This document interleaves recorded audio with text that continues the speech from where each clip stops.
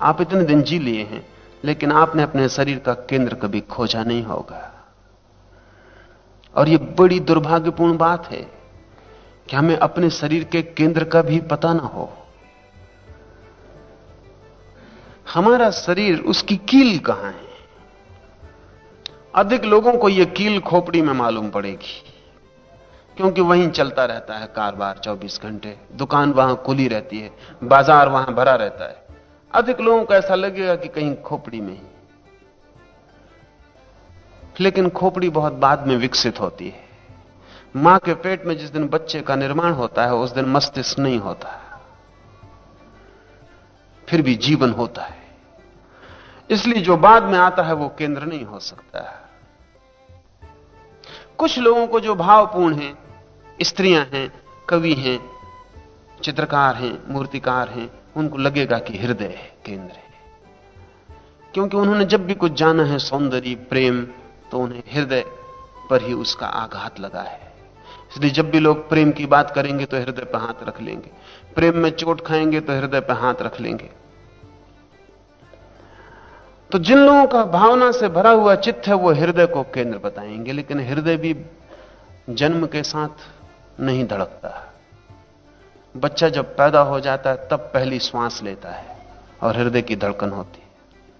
9 महीने तो हृदय धड़कते ही नहीं। मां के हृदय की धड़कन को ही बच्चा सुनता रहता है, अपना उसके पास कोई हृदय नहीं होता।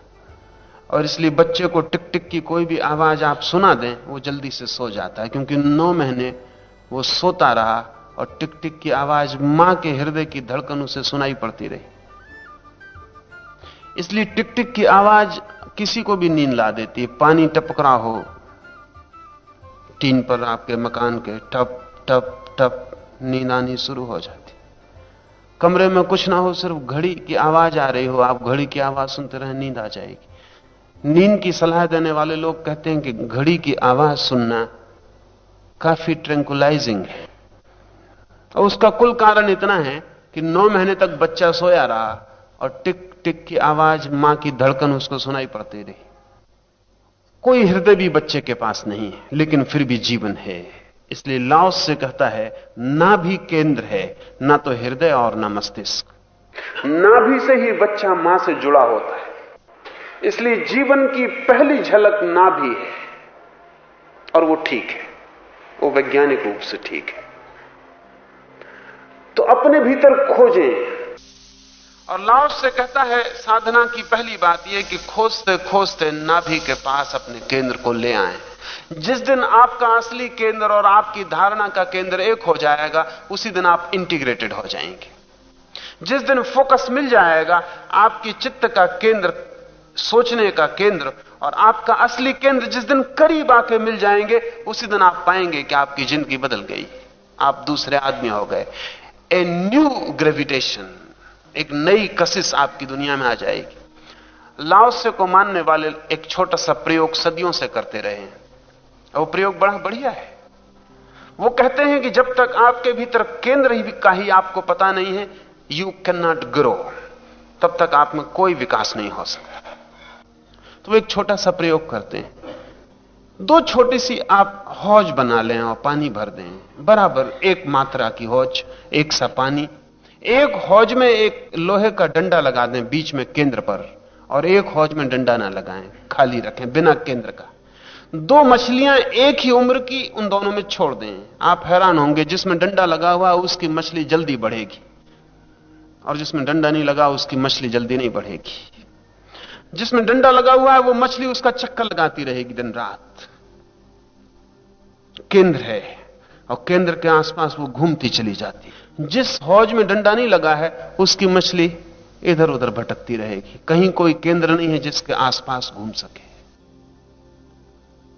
उसकी ग्रोथ नहीं होगी, वो स्वस्थ नहीं होगी, बीमार रह जाएगी। ये हजारों साल से चलता हुआ प्रयोग है, और सदा इसका एक ही परिणाम होता है कि जिसमें केंद्र है, जिस हौज में, उसकी मछली स्वस्थ, जल्दी विकसित होती है, ज्यादा ताजी, ज्यादा जीवंत होती है। लाओसे के मानने वाले कहते हैं कि जिस व्यक्ति को अपने केंद्र का पता चल जाता है, उसकी चेतना उस केंद्र का इसी मछली की तरह चक्कर लगाने लगती। और तब चेतना में विकास शुरू हो जाता है। जिनको केंद्र का ही पता नहीं है वो उस मछली की तरह रह जाएंगे, बेजान, लोच, निर्जीव, क्योंकि कोई केंद्र नहीं है जिसके आसपास वो घूम सकें और विकसित हो सकें। उनको दिशा ही नहीं मालूम पड़ेगी, कहां जाएं, क्या करें, क्या हो जाएं, भटकेंगे वो भी। एक ही परिधि पर निरंतर परिभ्रमण से चेतना विकसित होती है। तो लाओस से कहता है कि ये जो नाभि का केंद्र है आपको पता चल जाए तो आपकी चेतना को एक एकाग्र गति मिल जाती है, एक कंसंट्रेटेड मूवमेंट। आपकी चेतना फिर वहीं घूमती रहती है। लाओस से कहता चलो लेकिन ध्यान नाभि का रखो, बैठो ध्यान नाभि का रखो, उठो ध्यान नाभि का रखो, कुछ भी करो लेकिन तुम्हारी चेतना नाभि के आसपास घूमती रहे। एक मछली बन जाओ और नाभि के आसपास घूमते रहो और शीघ्र ही तुम पाओगे कि तुम्हारे भीतर एक नई शक्तिशाली चेतना का जन्म हो गया। इसके अद्भुत परिणाम हैं और इसके बहुत प्रयोग हैं।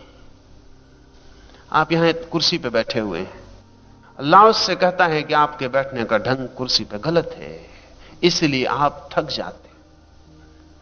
लाओस से कहता है कुर्सी पर मत बैठो, इसका यह मतलब नहीं कि कुर्सी पर मत बैठो, नीचे बैठ जाओ। लाओस से कहता है कुर्सी पर बैठो लेकिन कुर्सी पर वजन मत डालो, वजन अपनी नाभि पे डालो। अभी आप यही प्रयोग करके देख सकते हैं। एम्फेसिस का फर्क है। जब आप कुर्सी पे वजन डाल के बैठते हैं तो कुर्सी सब कुछ हो जाती, आप सिर्फ लटके रह जाते हैं कुर्सी पर, जैसे खूंटी पर कोट लटका हो। खूंटी टूट जाए, कोट तत्काल जमीन में गिर जाए। कोट की अपनी कोई केंद्रीयता नहीं है, खूंटी केंद्र है। आप कुर्सी पे बैठते हैं लटके हुए कोट की तरह। लाओस से कहता आप थक जाएंगे क्योंकि आप चेतन मनुष्य का व्यवहार नहीं कर रहे और एक जड़ वस्तु को सब कुछ सौंपे दे रहे हैं। लाओस से कहता है कुर्सी पे बैठो जरूर लेकिन फिर भी अपनी नाभि में ही समाये रहो, सब कुछ नाभि पे टांग दो और घंटों बीत जाएंगे और आप नहीं थकोगे। अगर कोई व्यक्ति अपनी नाभि के केंद्र पर टांग के जीने लगे अपनी चेतना को, मानसिक थकान विलीन हो जाएगी। एक अनूठा ताजापन उसके भीतर सतत प्रवाहित रहने लगेगा, एक शीतलता उसके भीतर दौड़ती रहेगी और एक आत्मविश्वास जो सिर्फ उसी को होता है जिसके पास केंद्र होता है।